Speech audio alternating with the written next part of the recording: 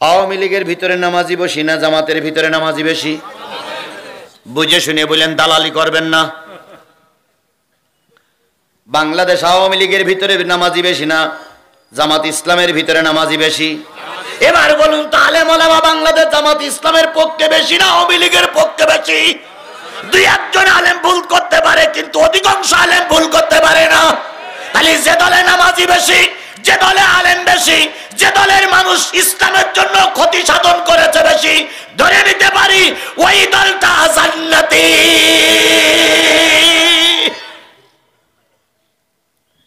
জামাত ইসলাম বলে জান্নাতি একবারও বলিনি বলো আমি ভাই, উল্টো বুঝবেন না। এবার আমি আপনার কাছে প্রশ্ন করি, যারা আওয়ামী লীগের লোক মাথা নিচে করে বসে আছেন তাদের কাছে একটা প্রশ্ন করি, আপনার মুজিবার নামাজি না বেনামাজি? হ্যাঁ, আপনি উত্তর দেবেন না, যারা আওয়ামী লীগ তারা উত্তর দেবে। মুজিবার আওয়ামী লীগ না বেনা, মুজিবার নামাজি না বেনামাজি? আমি কোরআন শরীফ ছুঁয়ে শপথ করে বলতে পারি মুজিবার বেনামাজি। আমি 100% চ্যালেঞ্জ করে বলতে পারি মরহুম প্রেসিডেন্ট মুজিবুর রহমান নামাজি ছিল না। যদি বলেন হুজুর দলিল, দলিল আপনাদের কাছে আছে। 7ই মাসের ভাষণ আপনারা শুনান, স্বদেশ প্রত্যাবর্তনের দিন আপনারা শুনান, তারপরে বিভিন্ন দিবস আপনারা পালন করেন, ছবি দেখান। একটা ছবি দেখান তো মুজিবার মসজিদে নামাজ পড়তেছে, দেখান দেখান। আপনি একটা ছবি আমার দেখান যে মুজিবার টুপি মাথায় দিয়ে ঈদের নামাজ পড়তে গেছে। আমার কথা বোঝেন না আপনারা? বোঝেন মনে?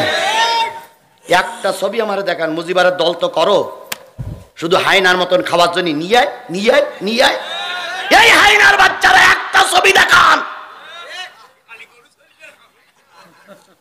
তোমরা শুধু দোকান লুট করতে পারো, মিথ্যা মামলা দিতে পারো, আমাদের জায়গা জমি দখল করতে পারো, কিন্তু তোমার নেতা একটা দিন শুক্রবারের নামাজ পড়ি আমার ছবি দেখাও।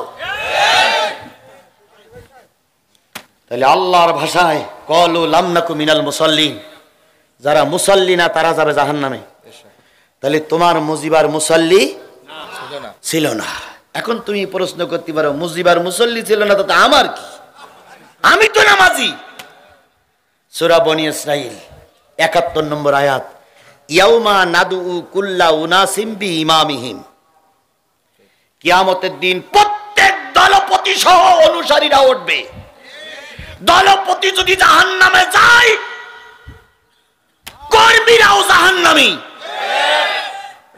আলেমেরা পাশে বসে আছে, কোন রকম অর্থের ভুল হলে, তারতম্য হলে আমাকে শুধরাই দেওয়ার জন্য আপনাদের কাছে সবিনয় অনুরোধ করছি। ইয়াউমা নাদউ কুল্লা উনাসিম বিইমামিহিম। ইমাম মানে কি? নেতা, লিডার। তাহলে আওয়ামী লীগের লিডার হলো মরহুম শেখ মুজিব। এই মরহুম শেখ মুজিব বেনামাজি ছিল।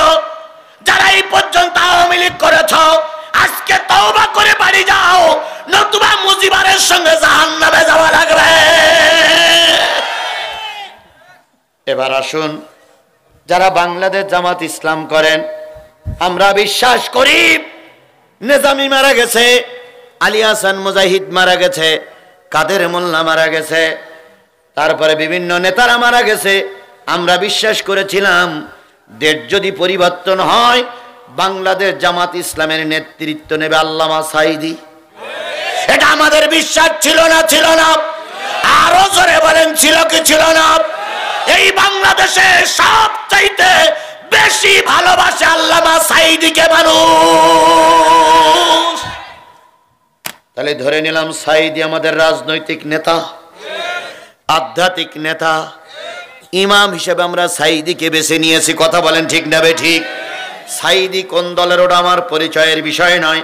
আল্লামা সাঈদী যদি আল্লাহর জান্নাতে যায়, আমরা যারা সাঈদী ভক্ত, সাঈদীর সঙ্গে আল্লাহ হয়তো আমাদেরও জান্নাতে নিয়ে নেবে। কথাকে বুঝাতে পেরেছি? এরপরেও যদি না বোঝেন, তাহলে বড় বীর আব্দুল কাদেরের কবরে তো উড়াই দিয়ে আসতে হবে। আল্লাহ রসুলের হেদায়েতের বাণী কিন্তু আবু জেহেল শুনিনি। এরাম আবু জেহেল মার্কা লোক এখানেও আছে, এখানেই আছে।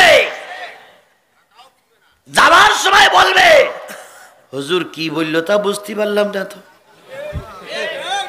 বুঝবা কি, বোঝার জন্য বিবেক থাকা লাগে। এখন ওনারা হা করে বসে আছে শেখ হাসিনা ফিরে আসবে, তাই বসে আছে না শেখ হাসিনা ফিরে আসবে। এরা বলতেছে না শেখ হাসিনা ফিরে আসবে। পৃথিবীর ইতিহাস বলে কোন স্বৈরাচার দেশ থেকে পালিয়ে যাওয়ার পরে আর কখনো ফিরে আসেনি। আপনারা লিখে রাখেন, পৃথিবীর ইতিহাস বলে কোন স্বৈরাচার পালিয়ে যাওয়ার পরে আর ফিরে আসেনি। আর শেখ হাসিনা ফিরে আসবে এটা যারা বিশ্বাস করে বসে আছো, ভূতির স্বর্গে বসবাস করতেছো। আর শেখ হাসিনা ওদিকতে আবার বলতেছে চিন্তার কোনো কারণ নেই, আমি সীমানার পাশেই আছি, টুস করে ঢুকে পড়বো, চট করে ঢুকে পড়বো। ওনারা চট করে ঢুকে পড়বো আর আমরা সব আঙুল চষবো। এই সাজাদপুরের মুসলমানেরা বলেন ওনারা চট করে ঢুকে পড়বো আর আমরা আঙুল চষবো। শেষ শনিবার অনেক আগেই পাল্টে গেছে, একবার যাওয়ার সুযোগ করে দিয়েছি। বাংলাদেশের মাটিতে রাজনীতি করার জন্য আর ঢোকার সুযোগ জনগণ দেবে না, দেবে না, দেবে না।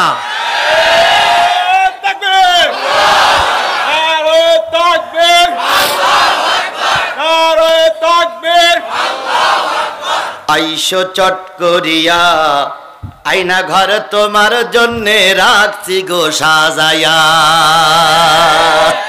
ও বুবু আইসো চট করিয়া আয়না ঘর তোমার জন্যে রাখছি গো সাজায়া।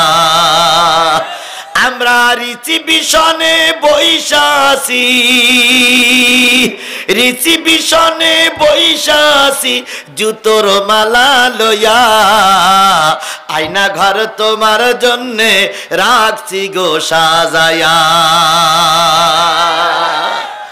নির্বিচারে মারছ মানুষ ক্ষমতার লাগিয়া। দিন ধর্ম আর মানবতা সব কিছু ছাড়িয়া, বুবু সব কিছু ছাড়িয়া। নির্বিচারে মারছ মানুষ ক্ষমতার লাগিয়া। দিন ধর্ম আর মানবতা সব কিছু ছাড়িয়া। তোমার পাপের শাস্তি ও বুবু, পাপের শাস্তি পাইতে হবে যাইও না ভুলিয়া।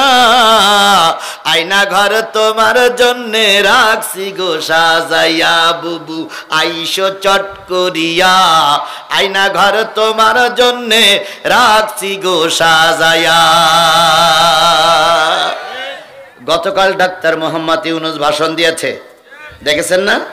উনি বলেছেন ভারত সরকারের কাছে বলবো তিনি যেন শেখ হাসিনারে ফেরত দেয়। তারপরে ইন্টারপোলের মাধ্যমে শেখ হাসিনাকে ফেরত চাওয়া হবে। আর আজকে ট্রাইব্যুনালের বিচারপতি বলেছেন 1 মাসের ভিতরে আপনারা রিপোর্ট জমা দেন। শেখ হাসিনা কেন আসতেছে না ওটাও রিপোর্ট জমা দেন। শেখ হাসিনাকে আনতে আমরা বাধ্য হব। আর আমরাও সরকারকে বলতেছি বিনা অপরাধে কাউকে মারা যাবে না, বিনা বিচারে কাউকে মারা যাবে না। শেখ হাসিনা আসুক, বিচার হোক, যদি বিচারে ফাঁসি হয় ফাঁসিতে ঝুলানো হোক, বিনা বিচারে মারার পক্ষে আমরা নই। এর নাম নবী, এর নাম নবীর আদর্শ। কথা বলে ঠিক না বেঠিক? আমরা সেই আদর্শ মেনে চলি, তাই সাজাদপুরের আওয়ামী লীগেরা এখনো ঘরে বউ নিয়ে শুতে পারো। আমরা সেই আদর্শ মেনে চলি, তাই তালগাছিতে তোমরা বাজার করতে যেতে পারো। আমরা সেই আদর্শে বিশ্বাস করি, এই জন্য এখনো মাথা উঁচু করে ঘুরে বেড়াচ্ছ। যদি আদর্শ আমাদের ভিতরে না থাকতো, একটা আওয়ামী লীগের নেতা কর্মী এই এলাকায় মাথা উঁচু করে চলতে পারতো না।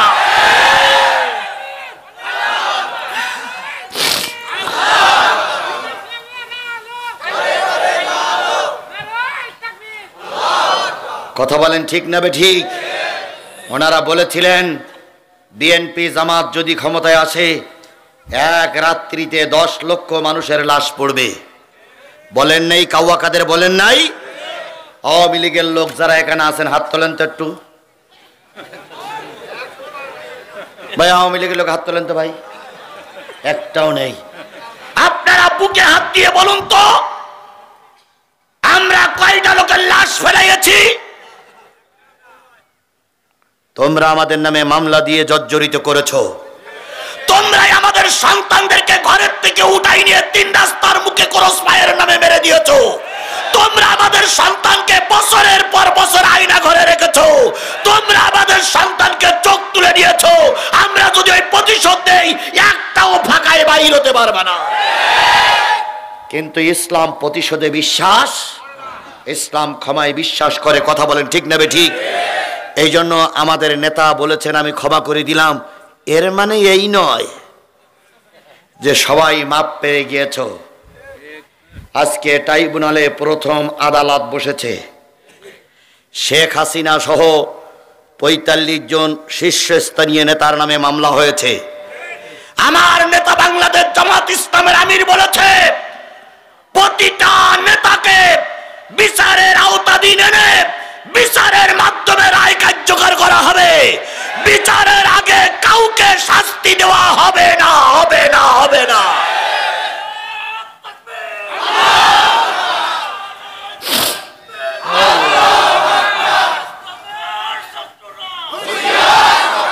তাহলে নবীর আদর্শ মেনে চলার নাম হলো কোরআন মেনে চলা। আল্লাহ বলতেছেন, কুল ইন কুনতুম তুহিব্বুনাল্লাহ ফাত্তাবিউনি ইউহিব্বুকুমুল্লাহ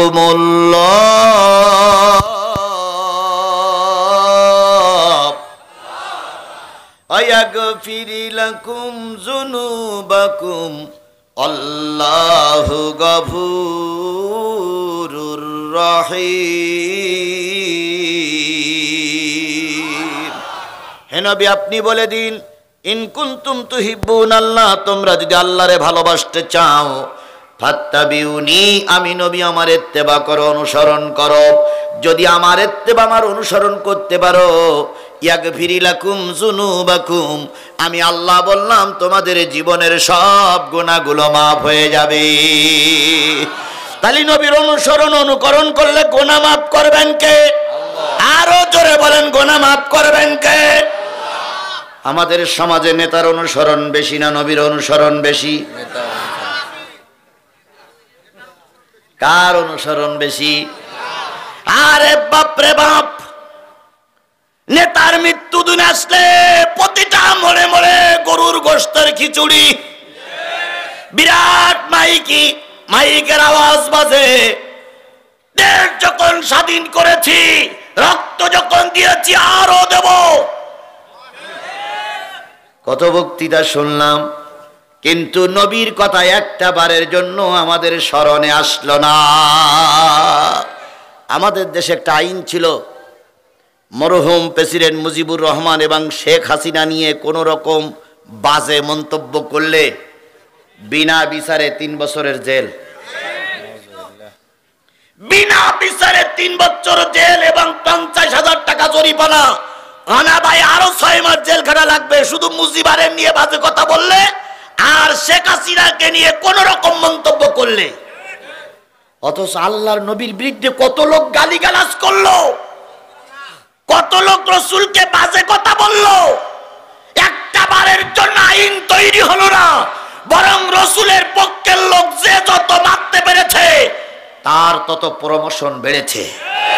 কথা বলেন, কথা বলেন, কথা বলেন। আল্লামা সাঈদীর বিরুদ্ধে যারা যত কথা বলতে পেরেছে তাদের চাকরির প্রমোশন বেড়েছে, আর সাঈদীর পক্ষে যারা মিছিল করেছে তারা গুলি খেয়ে লাশ হয়ে বাড়ি ফিরে আসতে হয়েছে।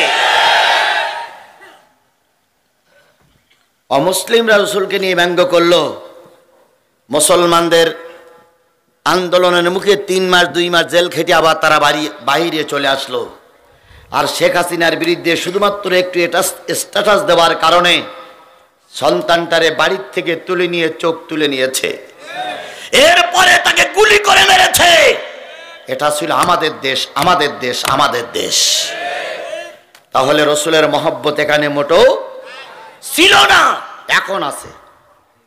এখন রসুলের বিপক্ষে কথা বলার মতন লোক আমাদের সমাজে আর কেউ নেই। যদি কেউ মাথা উঁচু করে তাহলে আল্লাহর হস্তে তার ওইরকম জিহ্বা টেনে ছিঁড়ে ফেলা হবে। রাসূলের বিরুদ্ধে কথা বলবার আমি চুপ করে আঙুল চড়বো, সে শনিবার অনেক আগে পাল্টে গেছে।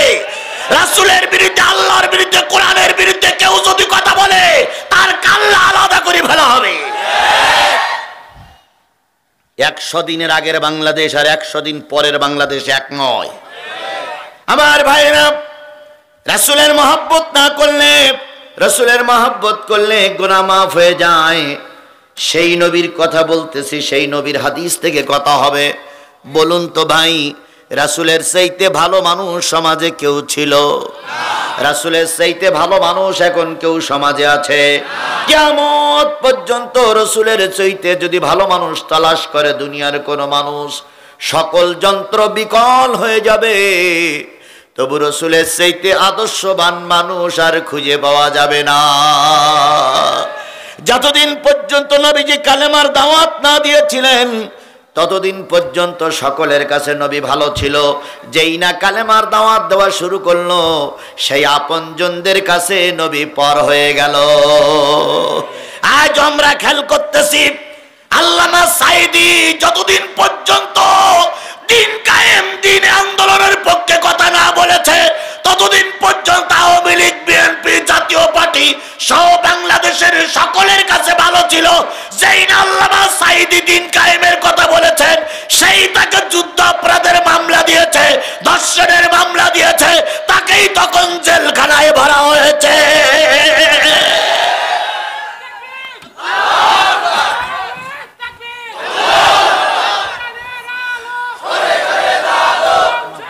গোটা বাংলাদেশে এখন একই অবস্থা চলছে। হকের পক্ষে কথা বললেই তার উপরে জুলুম নির্যাতন নেমে আসে। আল্লাহর নবী কালেমা দাওয়াত দেওয়ার পরিবেশ মক্কায় ভালো তৈরি করতে পারলেন না। মক্কার লোক কালেমা মেনে নিল না। নবী সাল্লাল্লাহু আলাইহি সাল্লাম চিন্তা করলেন, মক্কায় যখন পরিবেশ হচ্ছে না, দেখি একটু তায়েফে যাই, তায়েফের লোক আমার কালেমা মেনে নেয় কিনা। নবীজি তায়েফের উদ্দেশ্য রওনা হলেন যায়েদকে নিয়ে। খাদিজা বর্ণনা করেছেন, নবী যখন তায়েফের উদ্দেশ্য রওনা হয়েছেন, সারা রাত নবীর পেটে কিছুই যায়নি। না খাওয়া নবী খাদিজার কাছ থেকে সকালবেলা যখন বিদায় নেয়, খাদিজা একটা গ্লাসে করে পানি এনে নবীজিকে বললেন, ইয়া রাসূলুল্লাহ, তায়েফ তো এখান থেকে প্রায় 100 মাইল দূরে, এত পথ আপনি হেঁটে যাবেন, উট নাই, দুম্বা নাই, কিভাবে আপনি যাবেন? আমি একটা খেজুর আর একটু রুটি আপনাকে দিতে পারলাম না, শুধু একটু পানি আপনাকে দিলাম, পানিটুকু খেয়ে আপনি আমার জন্য দোয়া করবেন। নবীজি খাদিজারে জড়াই ধরে বললেন, খাদিজা, এই মক্কার মানুষের আমার পরে যেভাবে ক্ষেপে আছে, হয়তো আর তোমার সঙ্গে আমার দেখা হবে না। যদি দেখা না হয়, তুমি আমাকে আল্লাহর হস্তে মাফ করে দিও। খাদিজা নবীর কাছ থেকে বিদায় নিয়ে যায়েদকে সঙ্গে নিয়ে চললেন। সারা দিন খাওয়া না, সারা রাত কিছুই খাইলেন না। আগের রাত্রিতে খাওয়া না, আজকে সারা দিন কিছু খাওয়া না, রাতেও কিছু খাওয়া না। পরের দিন সকালবেলা যায়েদ আর আমার নবী তায়েফের সরকারের সামনে হাজির হলো। এদিকে মক্কার সরকার জানতে পেরেছে আল্লাহর নবী রাতের অন্ধকারে তায়েফের উদ্দেশ্যে রওনা দিয়েছে। দ্রুতগামী ঘোড়ায় চড়ে একজন দূত চলে গেল তায়েফে। তায়েফের সরকারকে বলল, আমার দেশের একটা পথভ্রষ্ট মানুষ, যিনি আমাদের বাপদাদার ধর্মের বিরুদ্ধে নতুন ধর্ম তৈরি করে পথভ্রষ্ট একটা মানুষ আপনার তায়েফে এসেছে। আমার সরকার বলেছে, হয়তো তাকে হত্যা করে দাও, নতুবা তাকে ধরে আমার সরকারের কাছে তুলে দাও। যদি আশ্রয় দেন, আপনার সরকারের উপরে কিন্তু মক্কার সরকার আক্রমণ করবে। নবীজি তায়েফের সরকারের সামনে যে অনেকক্ষণ কথা বললেন, তায়েফের সরকার চুপচাপ শোনার পর এবার একটা ব্যঙ্গ করে বললেন, ও আব্দুল্লাহর বেটা মোহাম্মদ, আল্লাহ বুঝি আর নবী বানানো লোক খুঁজে পাইনি। তোমার মতন একটা নিরক্ষর মানুষকে আল্লাহ নবুয়ত দিল, আমার দরবার থেকে বেরিয়ে যাও, তোমার চেহারাটা আমি আর দেখতে চাই না। নবী বুঝলেন তায়েববাসীরা আমার কালেমা মেনে নেবে না। নবী তায়েবের সরকারের হাতখানা ধরে বললেন, ভাই 3 দিন পেটে কোনো খাবার নাই, 3 দিন পর্যন্ত কোনো খাবার পেটে যায় না। আপনি যদি কালেমা নাও মানে দুঃখ নাই, তবে দয়া করে মক্কার সরকারের কাছে আমাকে তুলে দিবেন না। তায়েফের সরকার কিছুই বলল না। নবী যখন ময়দান ছেড়ে রাজপথে নামলেন, তায়েফের সরকার যুবকদের ডেকে বলল, নবীকে মারতে পারলেই পুরস্কৃত করা হবে। কে কার কথা শোনে? পাথর নিল, লাঠি নিল। আল্লাহ নবীর পিছনে চোর ডাকাত গুন্ডা, চোর ডাকাতির পিছনে যেমন মানুষ লেগে যায়, নবীর পিছনে তারা লেগে গেল। কেউ গলা ধাক্কা দিয়ে ফেলাই দেয়, কেউ বা চিৎ করে কাজ করে ফেলাই দেয়, কেউ বা কিল বক্সিন মারে। নবী কয়, আমারে মারো কেন? আমি তো 3 দিন কিছু খাই না। ওদের দিলে কোনো মায়া হলো না। এক পর্যায়ে নবীকে মারতে মারতে চিৎ করে ফেলাই দিল। একজন পাষণ্ড ব্যক্তি এসে নবীর মাথার কাছে দাঁড়িয়ে নবীর নাক ঠোঁট বেঁধে একটা বাড়ি দিল। রহমতের নবী, দয়ার নবীর ঠোঁটটা ফেটে গেছে, নাকটা ফেটে রক্ত বাহির হচ্ছে। ওরা চারিপাশে দাঁড়িয়ে দাঁড়িয়ে আনন্দ করতেছে আর বলতেছে, কালেমার দাওয়াত দেওয়ার প্রতিফলটা কি একটু ভালো করে বোঝো। নবীকে আবার তুলে দেওয়া হলো, আপনি চলে যান। নবী মনে করলেন ওরা বুঝি আর কিছু বলবে না। নবীজি ওদের কথায় আশ্বস্ত হয়ে চলতে শুরু করলেন। তায়েফের যুবকেরা আবার নবীর পরে পাথর মারতে শুরু করলো। আল্লাহ নেই বললেন, যায় পিছন দিক থেকে ফিরে চলে যাও, কারণ আমরা যদি 2 জন ময়দানে মারা যাই, লাশ শনাক্ত করার মতন কেউ থাকবে না। যায়েদ বলেন, ইয়া রাসূলুল্লাহ, বিপদে ফেলে আমি পালাই যেতে পারি না। আমি আপনাকে ভালোবাসি, আমি আপনাকে হৃদয়ের চাইতে ভালোবাসি, নিজের চাইতে আপনাকে বেশি ভালোবাসি। নবীজি বললেন, ভালো যদি বাসো চলে যাও। নবীজি যায়েদ পিছন দিক থেকে একটু দূরে সরে গিয়ে দেখতেছিলেন কি অবস্থা হয়। তায়েফের যুবকেরা আবার নবীকে মেরে ভুট করে ফেলে দিল। নবীজি এবার রক্তাক্ত, প্রথম রক্ত পড়ল, দ্বিতীয়বার রক্ত পড়ল। নবীজি আর উঠতে পারে না। আমার জাতি আবার ওরা তুলে দিল।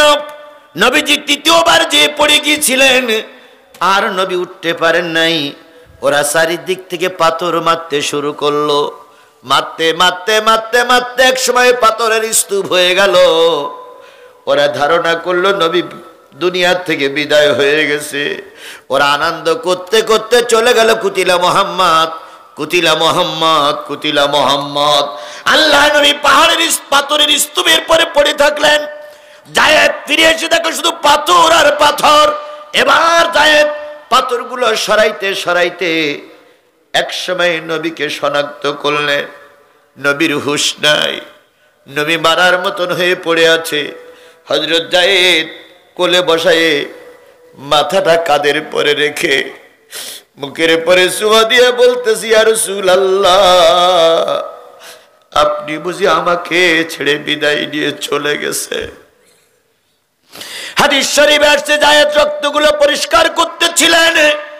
কিছু কিছু রক্ত কাপড় দিয়ে পরিষ্কার করলে নবীর ব্যথা লাগবে, তাই নরম ঠোঁটটা দিয়ে চেটে চেটে রক্তগুলো পরিষ্কার করতেছিল।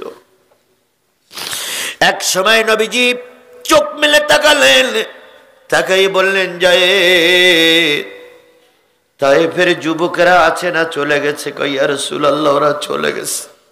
নবীজি বললেন, যায়েদ একটু উপরে পাহাড়ের পরে উঠে দেখো, ওরা চলে গেছে না এখনো আছে? আমি যে মারি খেয়েছি, আবারও যদি আরেকটা বার আমার পরে মারি হয়, আমি আর মাথা উঁচু করে দাঁড়াতে পারবো না। ও আমার জাতি, ও সিরাজগঞ্জের মুসলমানরা, শাহজাদপুরের মুসলমানেরা, স্পষ্ট করে বলুন তো, রসুল মার খেল কোন অপরাধে? কোন অপরাধে রসুল মার খেয়েছে? রসুল কি চুরি করার অপরাধে মার খেয়েছে? রসুল কি জমি দখল করার অপরাধে মার খেয়েছে? রসুল কি রাষ্ট্র দখল করার অপরাধে মার খেয়েছে? রসুলের দোষ ছিল কিসের পক্ষে? কালেমার দাওয়াত দেওয়া, কোরআনের পক্ষে, আল্লাহর পক্ষে। ওদের দোষ একটাই, ওমা নাকামু মিনহুম ইল্লা আইয়ুমিনু বিল্লাহিল আজিজিল হামিদ। এই ছাড়া আর কোন দোষ ছিল? জোরে বলেন, আর কোন দোষ ছিল? তাহলে ওই দোষের কারণে রসুল তায়েফে মার খেলো। এই দোষের কারণে রসুল মক্কা থেকে হিজরত করে তায়েফে গেল। তুমি আর আমি সেই একই কালেমা দাওয়াত দিচ্ছি, তুমি আর আমি সেই একই কালেমা নিয়ে ময়দানে আছি। রসুলের তায়েফে মার খাওয়া লাগলো, তোমার একটা পাথরও পড়লো না। তাহলে বুঝতে হবে তোমার কালেমা দাওয়াত আর রসুলের কালেমা দাওয়াত এক হচ্ছে না, এক হচ্ছে না, এক হচ্ছে না।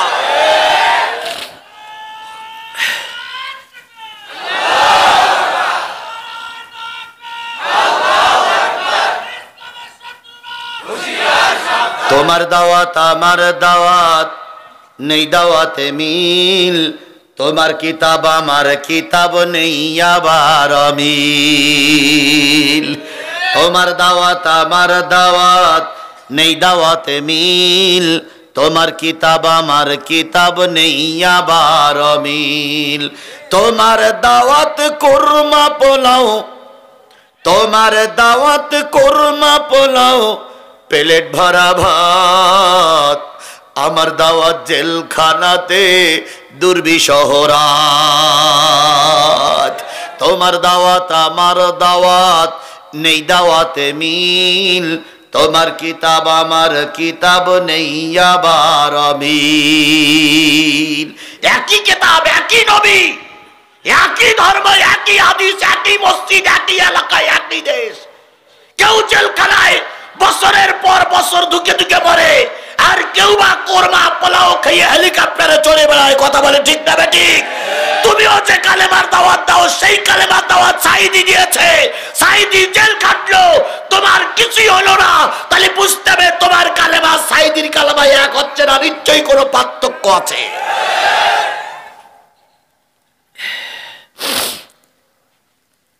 জায়েদ এসে বললেন, ইয়া রাসূলুল্লাহ, ওরা চলে গেছে। নবীজি বলেন, একটা ওয়াক্তের সালাত বন্ধ হয়ে যাচ্ছে, পানি নিয়ে এসো। জায়েদ পানি নিয়ে আস্তে করে মুখমণ্ডলটা ধৌত করে দিলেন, দুই হাতের কনুই পর্যন্ত ধোয়ালেন। দুই পা যখন মাসাও করতে গেছেন, যখন দুই পা ধুতে গেছেন, তখন পড়ে গেলেন বিপাকে। রসুল সাধারণত কাঠের খড়ম ব্যবহার করতেন। খড়মের সঙ্গে রক্তের সঙ্গে এমনভাবে জমাট বেঁধে গেছে।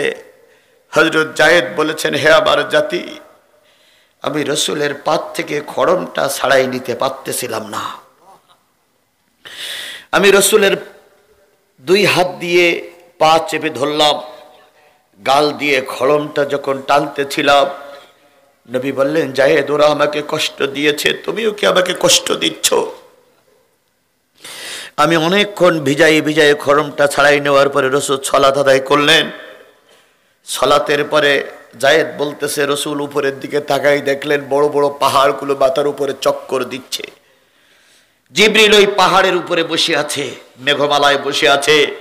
জিবরিল বলেন, ইয়া রাসূলুল্লাহ, আল্লাহ আপনার কষ্ট সহ্য করতে পারিনি, তাই আমাকে নির্দেশ দিয়েছে তায়েফের যুবকদেরকে মেরে ফেলার জন্য আমি এসে গেছি। আপনি শুধু একবার হুকুম দেন, তায়েফের মানুষদেরকে আমি সব ফিসে ডালার মতন মেরে ফেলবো।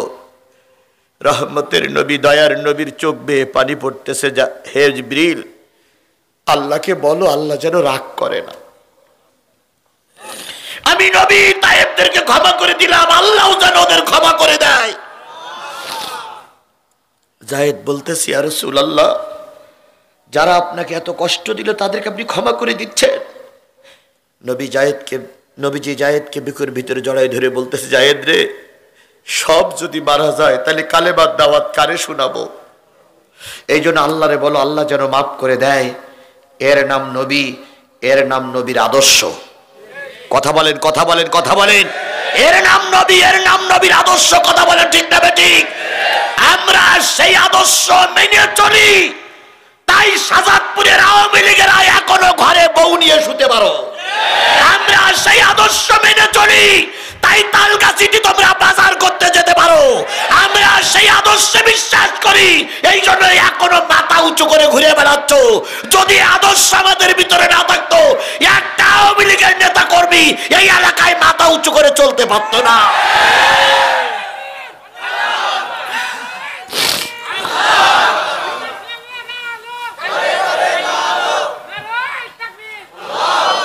কথা বলেন ঠিক না বেঠিক?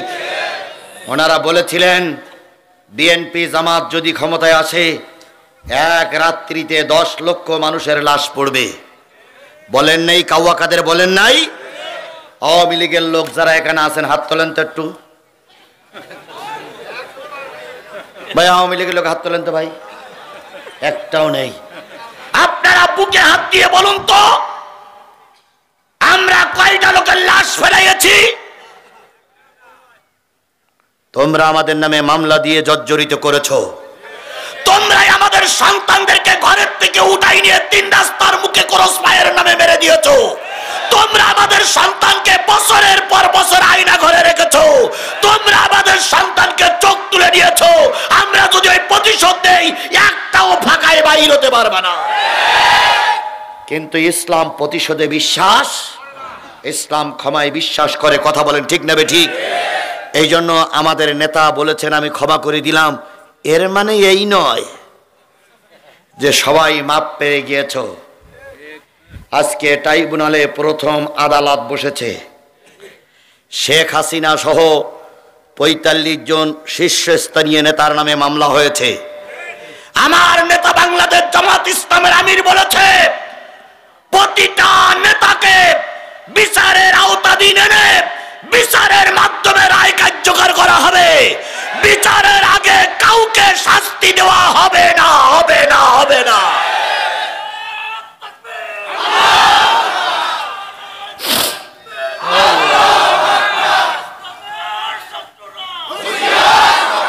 তাহলে নবীর আদর্শ মেনে চলার নাম হলো কোরআন মেনে চলা। তাহলে আমরা কি নবীর আদর্শ মেনে চলবো না নবীর আদর্শ থেকে বেরিয়ে যাব? তাহলে যে নবী আমাদের এই আদর্শ দেখালেন, সেই নবীর নাম শোনার পরে দুরূদ শরীফ পড়া দরকার আছে না নাই?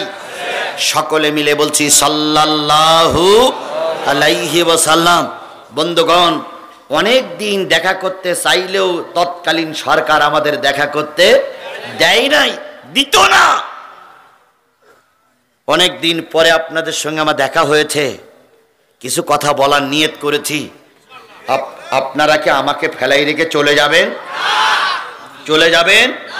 চলে যাবেন? যারা দাঁড়িয়ে আছেন, রাস্তায় আছেন, দোকানে আছেন, 1 মিনিট একটা কথা শোনেন।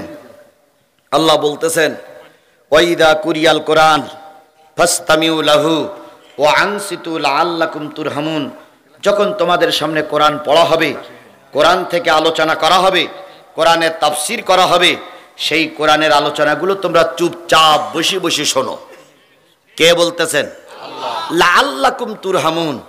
যদি চুপচাপ বসে বসে কোরআনের আলোচনা শোনো, আশা করা যায়, আল্লাহ বলতেছেন আশা করা যায় তোমরা রহমত প্রাপ্ত বান্দাদের অন্তর্ভুক্ত হবে। তাহলে আমরা যদি চুপচাপ বসে বসে আল্লাহর কোরআন শুনি, রহমত করবেন কে? আল্লাহ। আরেকটু জোরে বলুন তো, রহমত করবেন কে? আল্লাহ কি শেখ হাসিনার মতো মিথ্যে কথা বলে? আল্লাহ সত্য কথা বলে না, বলে না? আল্লাহর কথার সঙ্গে কারোর তুলনা হবে? আল্লাহ বললেন চুপচাপ বসে বসে কোরআন শরীফ শুনলে রহমত করবে কে? আপনারা যেগুলো লোক দাঁড়াই আছেন, আল্লাহ বলেছে চুপচাপ বসে বসে শোনো। এখন আপনারা যে দাঁড়াই দাঁড়াই শুনতেছেন, আল্লাহর কথা কি অমান্য করা হচ্ছে নাকি? যদি না হয় তাহলে দাঁড়াই থাকে না, যদি হয় তাহলে বসে পড়ে।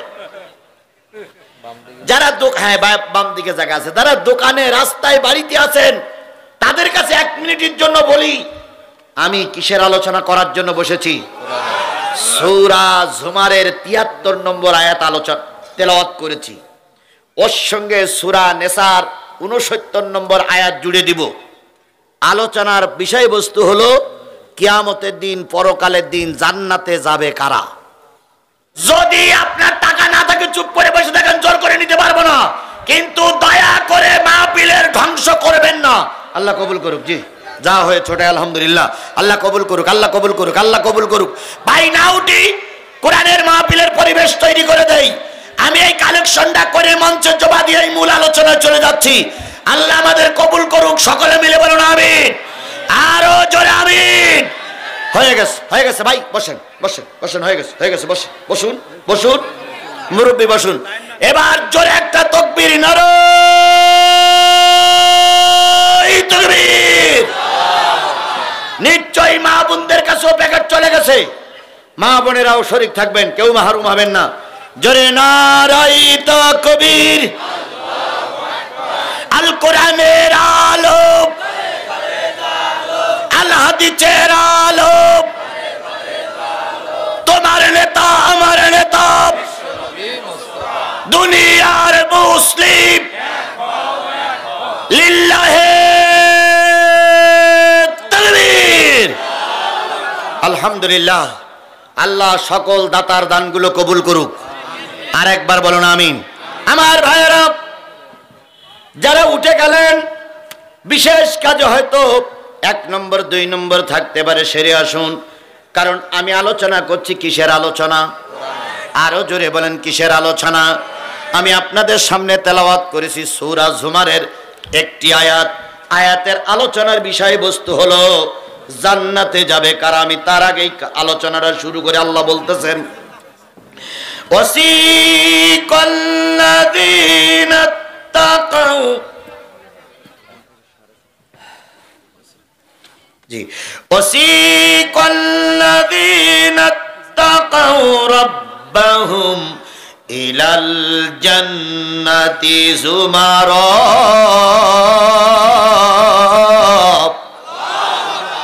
একদল খোদা ভীরু, একদল আল্লাহওয়ালা, একদল মুত্তাকি মানুষদেরকে কিয়ামতের দিন জান্নাতের দিকে হাঁকিয়ে নিয়ে যাওয়া হবে। কে বলছেন? একদল মানুষকে জান্নাতের দিকে নিয়ে যাওয়া হবে। আল্লাহ বলে তাকাও, যাদের ভিতরে আল্লাহর ভয় আছে, রবের ভয় আছে, এমন একদল মানুষকে আল্লাহ কোন দিকে নিয়ে যাবে? আরো জোরে বলেন কোন দিকে নিয়ে যাবে? তার মানে একদল ইমানদার মানুষকে আল্লাহ জান্নাতের দিকে নিয়ে যাবে। কথা বলেন ঠিক না ঠিক? এবার বলুন তো, আওয়ামী লীগের ভিতরে ইমানদার লোক আছে না নাই? নিশ্চয়ই কম বেশি আছে। এবার বলুন তো, বিএনপির দলের ভিতরে ইমানদার লোক আছে না নাই? কম বেশি আছে। জাতীয় পার্টির ভিতরে ইমানদার লোক আছে না নাই? কম বেশি আছে। বাংলাদেশ জামাত ইসলামের ভিতরে ইমানদার লোক আছে বলে মনে হয়? আছে। এবার বলুন তো, হেফাজতের ভিতরে ইমানদার লোক আছে না নাই? তাবলীগের ভিতরে ইমানদার লোক আছে না নাই? আল্লাহ রাব্বুল আলামিন বলতেছে, একদল ইমানদার মানুষকে জান্নাতের দিকে হাঁকিয়ে নিয়ে যাওয়া হবে, তাদেরকে স্বাগত জানিয়ে জান্নাতের দিকে নিয়ে যাওয়া হবে।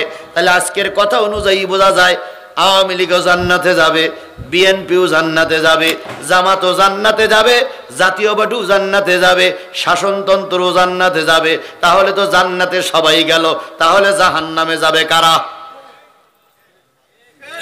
তাই না ভাই? এখন এবার আসুন আরেকটু সামনে যাই। আল্লাহ রাব্বুল আলামিন বলতেছে, আল্লাহ রাব্বুল আলামিন বলতেছে জান্নাতের সামনে নিয়ে যাওয়া হবে। হাত্তা ইজা জাউহা, এমন কি যখন তারা জান্নাতের সামনে পৌঁছে যাবে, অফুতিহাত আবওয়াবুহা, জান্নাতের দরজাগুলো অটোমেটিক খুলে যাবে। তাহলে জান্নাতের সামনে মানুষ যাওয়ার সাথে সাথে দরজাগুলো কি হয়ে যাবে? খুলে যাবে। জান্নাতের দরজাগুলো যখন খুলে যাবে, তখন ফেরেশতাদের সঙ্গে দেখা হবে। ফেরেশতারা ছিল ভিতরে, আপনারা যারা, আমরা যারা জান্নাতে গেছি আমরা বাইরে। ওয়াকালা লাহুম খাজানাতুহা, দ্বাররক্ষক ফেরেশতারা বলবে, সালাম সালাম সালাম, ও জান্নাতি মানুষ, তোমাদের জন্য আল্লাহর সালাম। সালাম মানে শান্তি, তোমাদের জন্য আল্লাহর শান্তি বর্ষিত হয়ে যাক। কারা বলবে?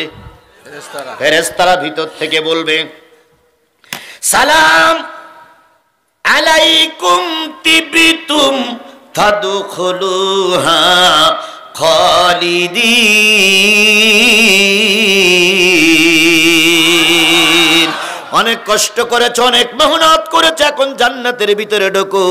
তোমাদের জন্য শান্তিময় একটা জান্নাতের ঘর, সেখানে ঢোকো, চিরকাল সেখানে থাকবে, কেউ তোমাদেরকে আর টেনে হেসলে বের করবে না। তাহলে একদল তাকওয়াবান খোদাভীরু আল্লাহভীরু মানুষকে আল্লাহ কোথায় নিয়ে যাবে? জান্নাতে। এখন যদি বলি ওই জান্নাতে শুধু জামাত ইসলামের লোক চলে যাবে, আর কোন লোক যেতে পারবে না, তাহলে অন্যান্য টুপিওয়ালারা কি আমার বাড়ি যেতে দেবে বলে মনে হয়? মঞ্চের থেকে নামার সামনে সামনে সাথে সাথে ধরি ফেলবে না যে জামাত ইসলামের লোক জান্নাতে যাবে, কোন জায়গায় পাইছেন? আবার যদি বলি হেফাজতের টুপিওয়ালারা জান্নাতে যাবে, এখানে দেখতেছি মঞ্চে জামাত ইসলাম, নিচে ছাত্র শিবির, দুই দিক থেকে লাঠি নিয়ে মাস শুরু হবে। হেফাজতের লোক জান্নাতে যাবে, আর আমরা কি দোষ করলাম? ঠিক কিনা বলো? এবার যদি তাবলীগ লাগা বাদ দেই, তাহলে টোপলা টুপলি সব আমার মাথার পরে চাপাই দেবে। ফাজলামি করতে ওয়াজ করো না, আমরা নিজের খাই নিজের গাই, মসজিদি মসজিদি ঘুরিয়ে বেড়াই, আর আমাদের বললে জান্নাতে যাব না, হুজুরগিরি শিখাই দেব। এবার সব টুপিওয়ালাদের জান্নাতে দিয়ে দিলাম, দিতে পারলাম না আওয়ামী লীগের। আওয়ামী লীগের লোকজন পথে দাঁড়াই থাকবে ব্রিজের পরে, যে হুজুরির ধর ব্রিজের নিচে ফেলা, টুস করিয়ে ফেলাই দে। কে তাই বলেছিল? খালেদা জিয়ার আর ওই সেই ইউনুসের টুস করে ফেলাই দেবে বলেছিল না? এরা তো সেই জাত, ওরা আমাকে ফেলাই দিতেও পারে। ক্ষমতা এখন না থাকলেও কি চোরাগুপ্তা হামলা এখনো চলছে। তাহলে আওয়ামী লীগের লোকের যদি আপনি বলেন জান্নাত দেওয়া যাবে না, ওরা প্রায় বলতো আমাদের নেত্রী নামাজি, আমাদের নেত্রী তাহাজ্জুদ নামাজ পড়ে, আমাদের নেত্রী সকালবেলা উঠে কি খোঁজে? যায় নামাজ খোঁজে। ও আল্লাহ, আমরা তাই বিশ্বাস করতাম, আমরা মনে করতাম মনে হয় নেতাদের কথা সত্য, কিন্তু গণভবন যখন দেশের মানুষ ঘেরাও করে ফেললো, সব জিনিস পাওয়া গেল রে বন্ধু। যায় নামাজ আর কোরআন শরীফ পাওয়া গেল না না না। জনগণ কয় তালি এতদিন খুব ভাওতাবাজি মেরেছ, যায় নামাজ আর কোরআন শরীফ গেল কই? আওয়ামী লীগের একজন লিডারের কাছে ফোন দেওয়া হচ্ছে, তুমি না শাহজাদপুরের মাহফিলে বলেছিলে তোমার নেত্রী নামাজি, তোমাদের নেত্রী কোরআন পড়ে। উনি তখন ফোনে জবাব দিচ্ছে, ভাই কথাটা তো ঠিকই আছে, আমাদের নেত্রী যায় নামাজ প্রিয়, কোরআন শরীফ প্রিয়। যাওয়ার সময় বিমানে ওঠার আগে যায় নামাজ আর কোরআন শরীফ বগল দাওয়াই করে নিয়ে চলে গেছে, ও যেখানেই থাকবে সেখানেই পড়বে। তাহলে বোঝা গেল ওর গাও জাহান্নামে দেওয়া যাচ্ছে না। তাহলে এবার আল্লাহর কাছে বলি, আল্লাহ জিহাদি বলে মারামারি বাধাই দিয়েছে, তুমি তাড়াতাড়ি উত্তর দিয়ে দাও, কারা যাবে আল্লাহর জান্নাতে? উত্তরটা কার কাছে চাইবো? আরো জোরে বলেন, উত্তরটা কার কাছে চাইবো? যদি আল্লাহ উত্তর দিয়ে দেয়, এই কাফেলার কারোর মনে কোনো ব্যথা কষ্ট থাকবে না। তাহলে উত্তরটা কার কাছ থেকে নেব? আল্লাহর কাছে প্রশ্ন করি, আল্লাহ তুমি বলে দাও কারা যাবে আল্লাহর জান্নাতে। আল্লাহ এবার বলতেছে সূরা নিসার 69 নম্বর আয়াত, ওয়া মাইয়িতিল্লাহ ওয়ার রাসূল ফাউলাইকা মা'আল্লাযীনা আন'আমাল্লাহু আলাইহিম মিনান নাবিয়্যিনা ওয়াস-সিদ্দিকিনা ওয়াশ-শুহাদা'i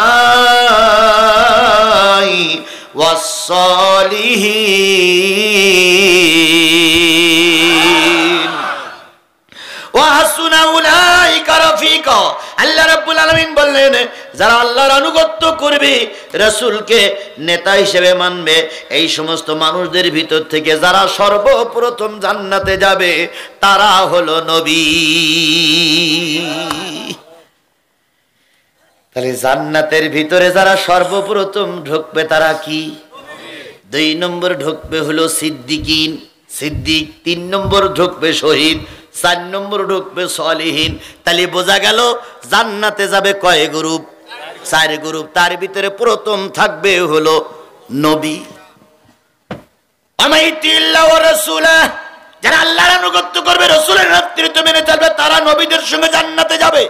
তাহলে নবীদের সঙ্গে যদি মানুষ জান্নাতে যেতে চায়, সব নবীদের দুইটা কাজ ছিল। এক নম্বর কাজ, পৃথিবীতে কোনো নবী বেনামাজি ছিল না। কোন নবী বেনামাজি ছিল এরকম কোনো প্রমাণ দিতে পারবেন কেউ? অমুক নবী নামাজ পড়িনি নবী হইছে? তাহলে সব নবীরা নামাজি ছিল। কথা বলেন ঠিক না ঠিক? তুমি আর আমি যদি নবীদের সঙ্গে জান্নাতে যেতে চাই, আজকের থেকে এই মঞ্চের থেকে, এই ময়দান থেকে নিয়ত করতে হবে, আজকের থেকে নামাজ কাজা করব না। এটা কি শুধু পুরুষদের জন্য না নারীদের জন্য? তাহলে নারীদেরকে আজকে নামাজ পড়ার জন্য আল্লাহ বললেন, পুরুষদেরকেও নামাজ পড়ার জন্য বললেন।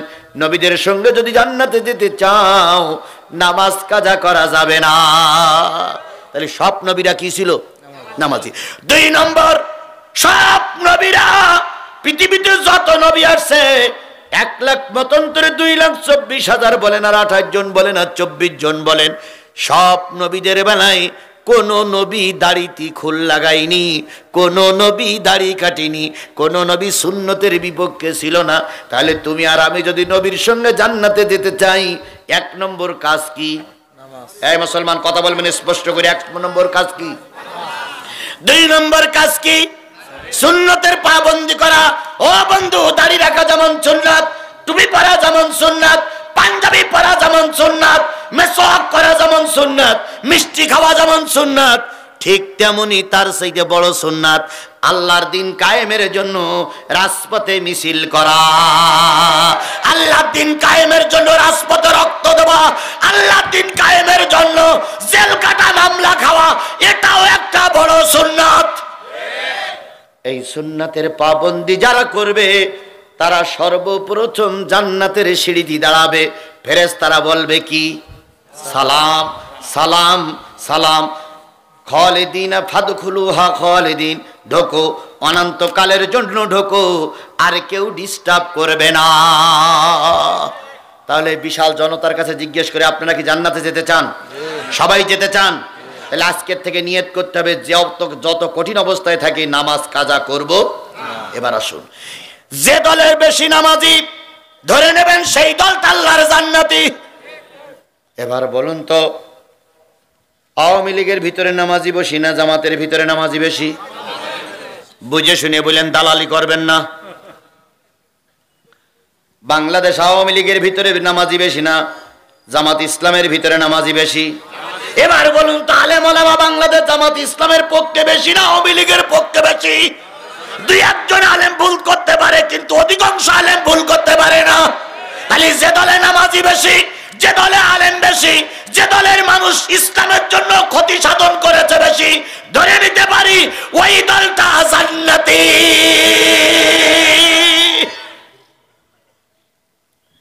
জামাত ইসলাম বলে জান্নাতি, একবারও বলিনি বলো আমি ভাই, উল্টো বুঝবেন না। এবার আমি আপনার কাছে প্রশ্ন করি, যারা আওয়ামী লীগের লোক মাথা নিচে করে বসে আছেন, তাদের কাছে একটা প্রশ্ন করি, আপনার মুজিবার নামাজি না বেনামাজি? হ্যাঁ, আপনি উত্তর দেবেন না, যারা আওয়ামী লীগ তারা উত্তর দেবে। মুজিবার আওয়ামী লীগ না মুজিবার নামাজি না বেনামাজি? আমি কোরআন শরীফ ছুঁয়ে শপথ করে বলতে পারি মুজিবার বেনামাজি। আমি 100% চ্যালেঞ্জ করে বলতে পারি মরহুম প্রেসিডেন্ট মুজিবুর রহমান নামাজি ছিল না। যদি বলেন হুজুর দলিল, দলিল আপনাদের কাছে আছে। 7ই মাসের ভাষণ আপনারা শুনান, স্বদেশ প্রত্যাবর্তনের দিন আপনারা শুনান, তারপরে বিভিন্ন দিবস আপনারা পালন করেন, ছবি দেখান। একটা ছবি দেখান তো মুজিবার মসজিদে নামাজ পড়তেছে, দেখান দেখান। আপনি একটা ছবি আমার দেখান যে মুজিবার টুপি মাথায় দিয়ে ঈদের নামাজ পড়তে গেছে। আমার কথা বোঝেন না আপনারা? বোঝেন মনে? একটা ছবি আমার দেখান। মুজিবারের দল তো করো, শুধু হাইনার মতন খাওয়ার জন্য নিয়ে আয়। এই হাইনার বাচ্চারা একটা ছবি দেখান। তোমরা শুধু দোকান লুট করতে পারো, মিথ্যা মামলা দিতে পারো,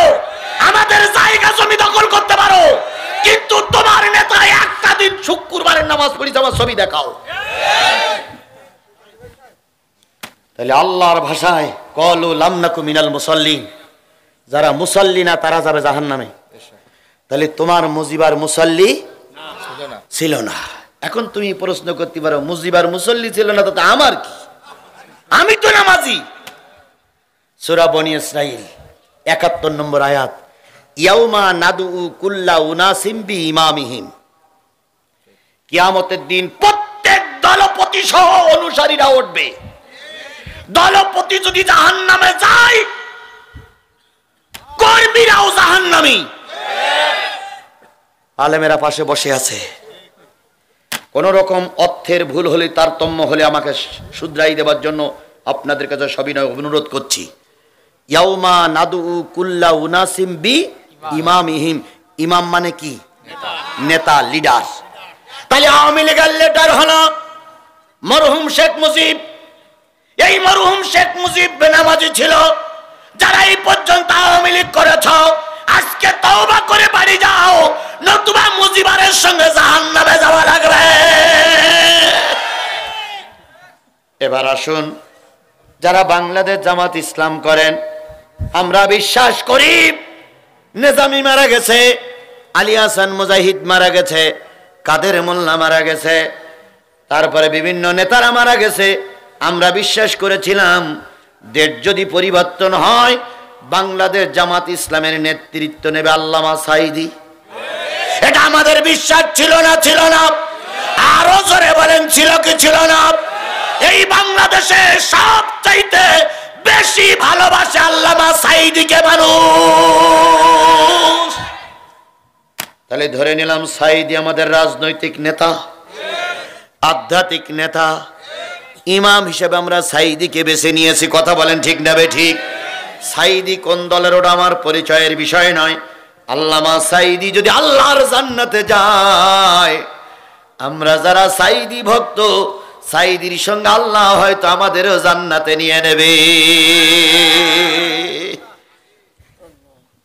কথাকে বুঝাতে পেরেছি? এরপরেও যদি না বোঝেন, তাহলে বড় বীর আব্দুল কাদেরের কবরে তো উড়াই দিয়ে আসতে হবে। আল্লাহ রসুলের হেদায়েতের বাণী কিন্তু আবু জেহেল শুনিনি। এরাম আবু জেহেল মার্কা লোক এখানেও আছে, এখানেই আছে। যাবার সময় বলবে, হুজুর কি বলল তা বুঝতে পারলাম না তো। বুঝবা কি? বোঝার জন্য বিবেক থাকা লাগে। এখন ওনারা হা করে বসে আছে শেখ হাসিনা ফিরে আসবে, তাই বসে আছে না শেখ হাসিনা ফিরে আসবে? এরা বলতেছে না শেখ হাসিনা ফিরে আসবে? পৃথিবীর ইতিহাস বলে কোন স্বৈরাচার দেশ থেকে পালিয়ে যাওয়ার পরে আর কখনো ফিরে আসেনি। আপনারা লিখে রাখেন, পৃথিবীর ইতিহাস বলে কোন স্বৈরাচার পালিয়ে যাওয়ার পরে আর ফিরে আসেনি। আর শেখ হাসিনা ফিরে আসবে, এটা যারা বিশ্বাস করে বসে আছো, ভূতির স্বর্গে বসবাস করতেছো। আর শেখ হাসিনা ওদিক থেকে আবার বলতেছে, চিন্তার কোনো কারণ নেই, আমি সীমানার পাশেই আছি, টুস করে ঢুকে পড়বো, চট করে ঢুকে পড়বো। ওনারা চট করে ঢুকে পড়বো আর আমরা সব আঙুল চষবো। এই সাদাতপুরের মুসলমানেরা বলেন, ওনারা চট করে ঢুকে পড়বো আর আমরা আঙুল চড়বো। শেষ শনিবার অনেক আগেই পাল্টে গেছে। একবার যাওয়ার সুযোগ করে দিয়েছি। বাংলাদেশের মাটিতে রাজনীতি করার জন্য আর ঢোকার সুযোগ জনগণ দেবে না, দেবে না, দেবে না।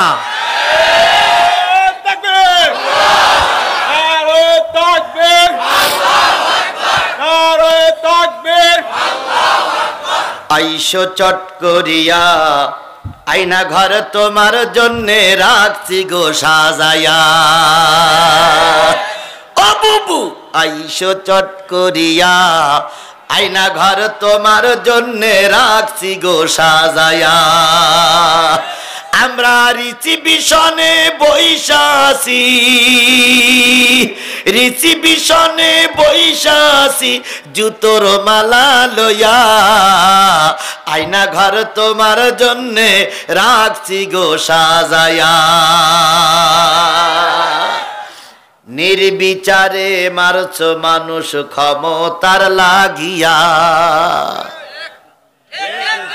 দিন ধর্ম আর মানবতা সব কিছু ছাড়িয়া বুবু সব কিছু ছাড়িয়া নির্বিচারে মারুচ মানুষ ক্ষমতার লাগিয়া দিন ধর্ম আর মানবতা সব কিছু ছাড়িয়া তোমার পাপের শাস্তি ও বুবু পাপের শাস্তি পাইতে হবে যাইও না ভুলিয়া আয়না ঘর তোমার জন্য রাখছি গো সাজাইয়া বুবু আইসো চট করিয়া আয়না ঘর তোমার জন্য রাখছি গো সাজাইয়া গতকাল ডাক্তার মোহাম্মদ ইউনুস ভাষণ দিয়েছে দেখেছেন না উনি বলেছেন ভারত সরকারের কাছে বলবো তিনি যেন শেখ হাসিনারে ফেরত দেয় তারপরে ইন্টারপোলের মাধ্যমে শেখ হাসিনাকে ফেরত চাওয়া হবে আর আজকে ট্রাইব্যুনালের বিচারপতি বলেছেন 1 মাসের ভিতরে আপনারা রিপোর্ট জমা দেন শেখ হাসিনা কেন আসতেছে না ওটাও রিপোর্ট জমা দেন শেখ হাসিনাকে আনতে আমরা বাধ্য হব আর আমরাও সরকারকে বলতেছি বিনা অপরাধে কাউকে মারা যাবে না বিনা বিচারে কাউকে মারা যাবে না শেখ হাসিনা আসুক বিচার হোক যদি বিচারে ফাঁসি হয় ফাঁসিতে ঝুলানো হোক বিনা বিচারে মারার পক্ষে আমরা নই কথা ঠিক কথা ঠিক তাহলে প্রথম জান্নাতে যাবে কারা নবীরা কেন যাবে পৃথিবীর সবচেয়ে ভিআইপি ইমানদার লোক ছিল নবীরা নবীদের চাইতে বড় ঈমান আর পৃথিবীর কারোর নাই হবে না হতে পারে না বলুন তো যে ছাত্র ভালো তার পরীক্ষা কঠিন না সহজ না যে ছাত্র যত ভালো তার পরীক্ষাটা তত কঠিন কথা বলে ঠিক না ঠিক আর যে ছাত্র জগা খিচুড়ি তার পরীক্ষায় হলো ওয়াটো পাস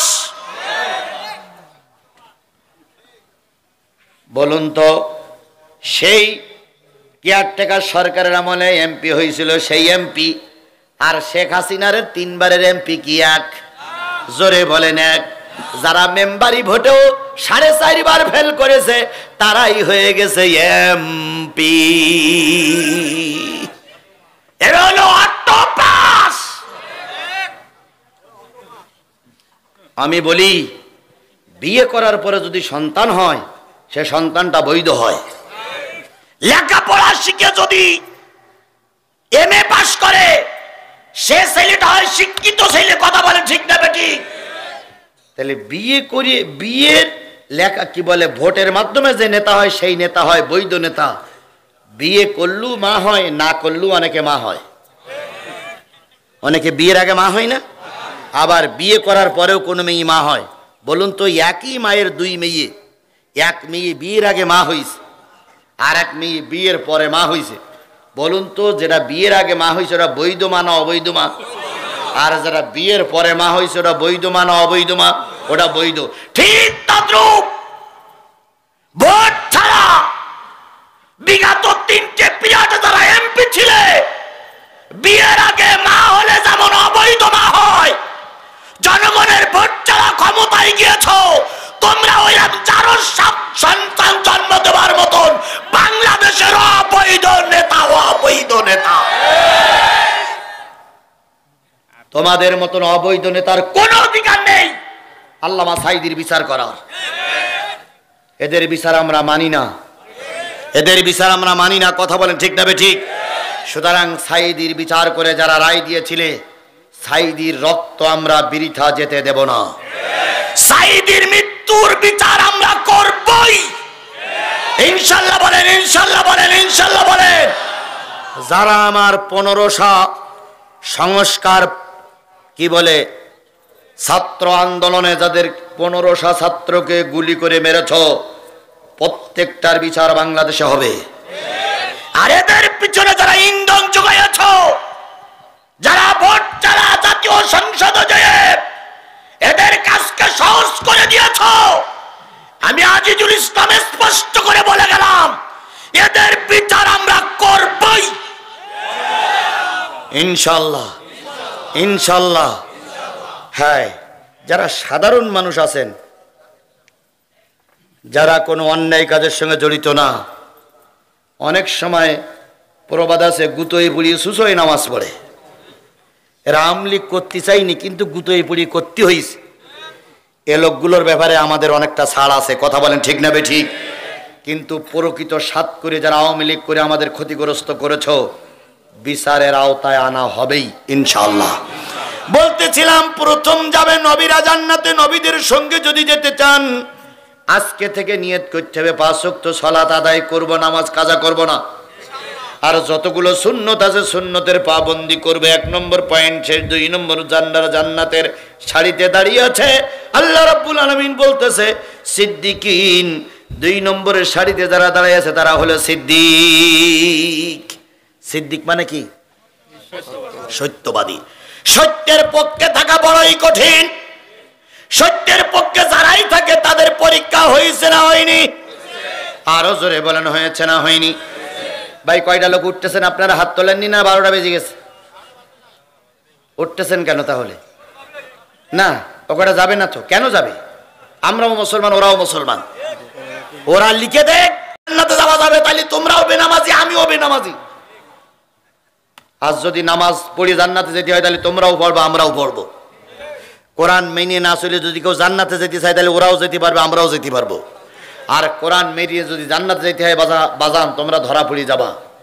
এই জন্য দয়া করে শোনো, শোনার জন্য চেষ্টা করো। 12টা পর্যন্ত একটু দয়া করে খেয়াল করো। তাহলে 2 নম্বর হলো সিদ্দিক। সিদ্দিক সিদ্দিক সত্যবাদীর বড় অভাব। এই জন্য আমরা সত্যবাদী হব জান্নাতে যেতে গেলে। 3 নম্বর শহীদ। শহীদেরা যাবে আল্লাহর জান্নাতে। নবী বলেন সালাসাতুল ইয়াউমাল কিয়ামাতি ইয়াশফাউ ইয়াউমাল কিয়ামাতি সালাসাতুল আম্বিয়া সুম্মাল উলামা সুম্মাশ শুহাদা। কিয়ামতের দিন 3 শ্রেণীর মানুষ আল্লাহর কাছে সুপারিশ করবে। প্রথম সুপারিশ করবে নবীরা, পরে সুপারিশ করবে আলেমেরা, 3 নম্বর সুপারিশ করবে শহীদেরা। শহীদ বড় কঠিন জিনিস, কথা বলেন ঠিক না বেঠিক? বাংলাদেশে অনেকেই শহীদের দাবি করে। প্রকৃত শহীদ হল আমাদের বাংলাদেশের একজন কাদের মোল্লা ভাই।